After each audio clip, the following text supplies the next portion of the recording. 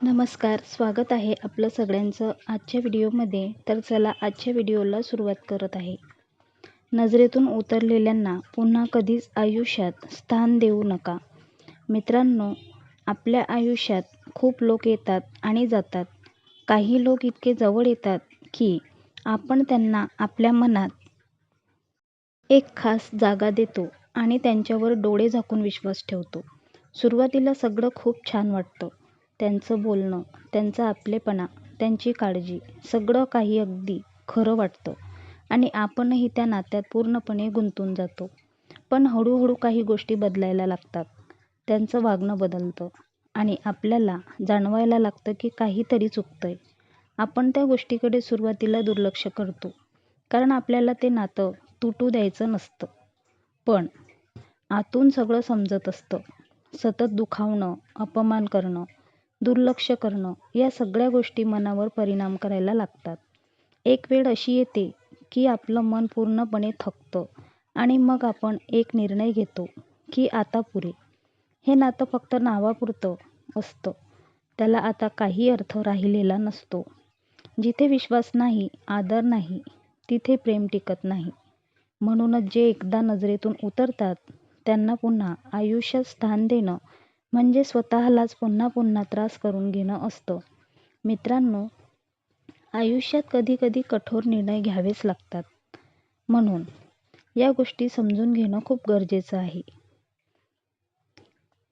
एखादी व्यक्ती एकदा मनातून उतरली की तिच्याविषयीच्या भावना बोथट होतात. जेव्हा एखादी व्यक्ती आपल्या मनातून उतरते तेव्हा ते एका दिवसात होत नाही. त्यामागे खूप साठलेल्या भावना आणि अनुभव असतात. सुरुवातीला आपण खूप गोष्टी सहन करतो, दुर्लक्ष करतो आणि स्वतःलाच समजावतो की सगळं ठीक होईल.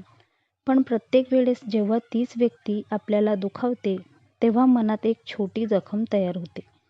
अशाच त्रासाच्या जखमा साचत जातात आणि एक दिवस मन पूर्णपणे वाईट भावनांनी भरून जातं. त्या क्षणी चांगल्या भावना संपतात, आपुलकी कमी होते आणि आतून काहीतरी तुटल्यासारखं वाटतं. तुम्ही बाहेरून नॉर्मल वागण्याचा प्रयत्न करता, पण आतून मन पुन्हा तसं गुंतायला तयार होत नाही. जुन्या गोष्टी सतत आठवत राहतात आणि समोरच्यावर विश्वास ठेवायला भीती वाटू लागते. तुम्हाला वाटतं की पुन्हा तसंच झालं तर काय, म्हणून मन आपोआप अंतर ठेवायला लागतं. अशा वेळी नातं टिकवण्याचा प्रयत्न केला तरी ते फक्त जबरदस्तीचं वाटतं. त्यामुळे एकदा मनातून उतरलेल्यांना पुन्हा हृदयात जागा देणं म्हणजे स्वतःलाच फसवणं असतं. 2. सतत दुखावलं जाणं म्हणजे नात्याचा अंतच असतो. नात्यात थोडीफार भांडणं होणं हे अगदी सामान्य आहे. पण जर एखादी व्यक्ती वारंवार तुम्हाला दुखावत असेल तर ते नातं टिकण्यासारखं राहत नाही. सुरुवातीला तुम्ही माफ करता कारण तुम्हाला वाटतं की समोरचा बदलला असेल. पण जेव्हा तीच गोष्ट पुन्हा पुन्हा घडते तेव्हा मनाला खूप त्रास होतो. तुम्ही स्वतःलाच विचारता की मी इतकं सहन का करते. प्रत्येक वेळी माफ करून पुन्हा तेच वागणं म्हणजे तुमच्या भावनांची किंमत नाही हे स्पष्ट होतं. अशा नात्यात आनंदी राहत नाही, फक्त तणाव वाढत जातो. तुम्ही हसत असता पण आतून खूप तुटलेले असता. अशा परिस्थितीत नातं टिकवणं म्हणजे स्वतःलाच त्रास देणं असतं. म्हणून जे लोक सतत दुखावतात त्यांना पुन्हा जवळ करणं योग्य नाही.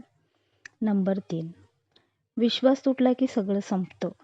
विश्वास हा कोणत्याही नात्याचा पाया असतो आणि एकदा तो तुटला की सगळं काही बदलतं. तुम्ही बाहेरून सगळं ठीक असल्यासारखं दाखवू शकता, पण आतून मनात शंकेची पाल चुकचुकत असते. समोरची व्यक्ती काहीही बोलली तरी तुम्हाला ते नक्की खरं आहे की खोटं याचा सारखा विचार मनात येतो. मन मोकळं होत नाही आणि प्रत्येक गोष्टीत संशय उभा राहतो. तुम्ही पुन्हा पुन्हा विश्वास ठेवायचा प्रयत्न करता, पण आतून भीती सतावत राहते. तुम्हाला वाटतं की पुन्हा फसवणूक झाली तर काय. अशा परिस्थितीत नातं टिकवणं खूप कठीण होतं, कारण विश्वास परत मिळवणं खूप अवघड असतं. त्यामुळे विश्वासघात करणाऱ्याला पुन्हा हृदयात स्थान देणं म्हणजे स्वतःलाच पुन्हा दुखवणं होय. नंबर 4. आदर नसला की प्रेमाचा काही उपयोग होत नाही. प्रेम असलं तरी जर आदर नसेल तर त्या नात्याला काहीच अर्थ राहत नाही.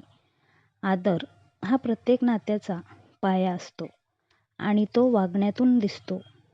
जी व्यक्ती तुमच्याशी उद्धटपणे बोलते किंवा तुमचा अपमान करते ती तुमच्या भावना कधीच समजून घेणार नाही.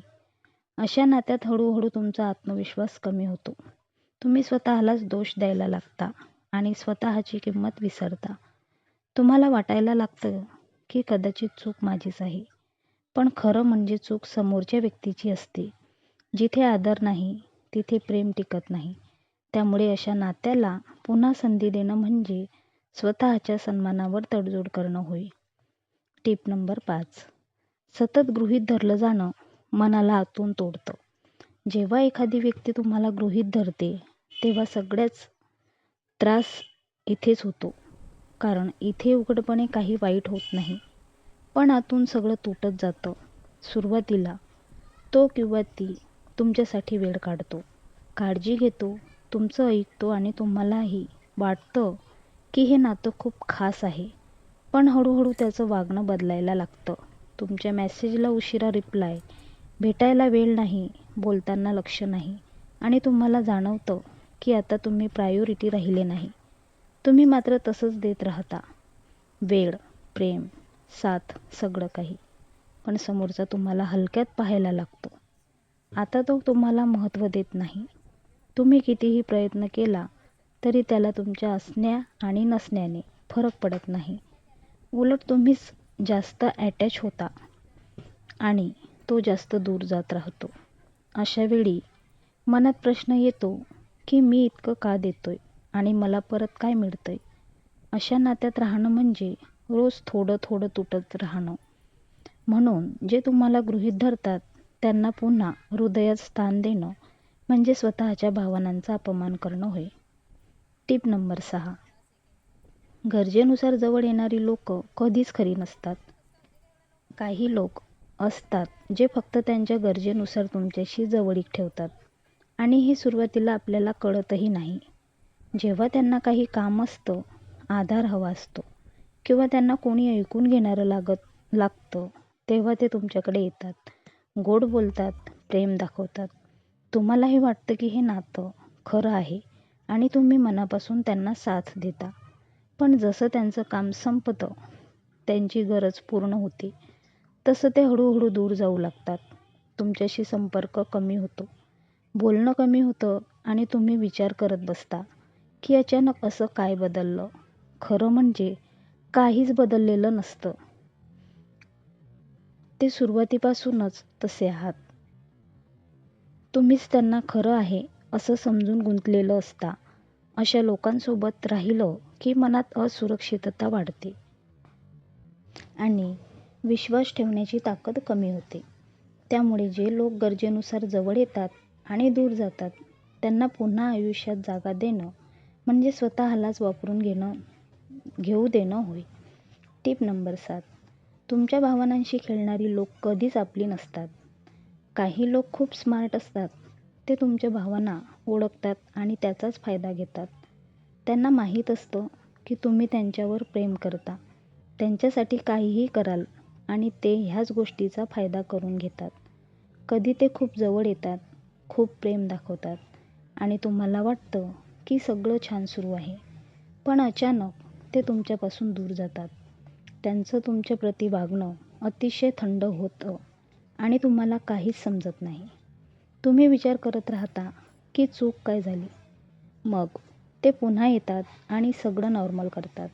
अशा प्रकारे ते तुम्हाला सतत कन्फ्यूज ठेवतात. या सगळ्या प्रक्रियेत तुमचं मन खूप थकतं आणि अस्थिर होतं. तुम्ही त्यांच्या प्रत्येक वागण्यामागे अर्थ शोधत बसता आणि स्वतःला हरवता. अशा लोकांसाठी तुम्ही फक्त एक पर्याय असता, प्रायोरिटी नाही. म्हणून भावनांशी खेळणाऱ्यांना पुन्हा हृदयात स्थान देणं म्हणजे स्वतःलाच पुन्हा जखमी करणं होय. Tip number 8. जिथे शांतता नाही तिथे नातं टिकत नाही. कोणतंही नातं असो, ते तुम्हाला आनंद देत असेल तरच ते टिकण्यासारखं असतं. पण काही नाती अशी असतात की जिथे सतत तणाव असतो, विचारांचा गोंधळ असतो आणि मन कधीच शांत राहत नाही.